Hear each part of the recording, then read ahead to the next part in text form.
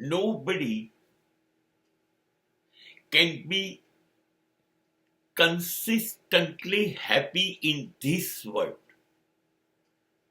Nobody is permanently happy. It is next to impossible. And even there is no planning for you. It is not in the hand of existence or superpower of the world or God.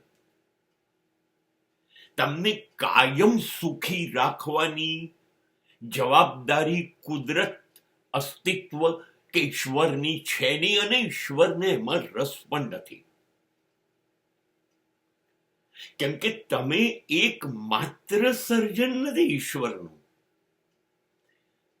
બ્રહ્માંડની અંદર કરોડો અબજો સર્જન, જીવનું સર્જન ઈશ્વરે કર્યું છે.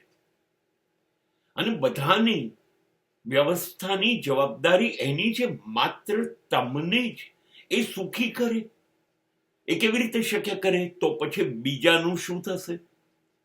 બીજા બધાની જવાબદારી કોણ ઉઠાવશે?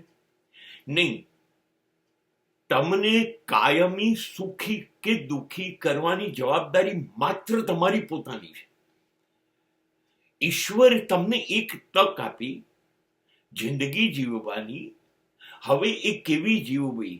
અદ્ભુત જીવવી કે રેતીમાં મળી જાઓ, જેની કોઈ નોંધ ન લેવાય, તમારો ફેરો ખાલી જાય, એવી જીવવી એ તમારા હાથમાં છે. You can not blame existence or God. તમે ઈશ્વરને કે અન્ય કોઈને કહી ન શકો કે મને તકલીફ છે,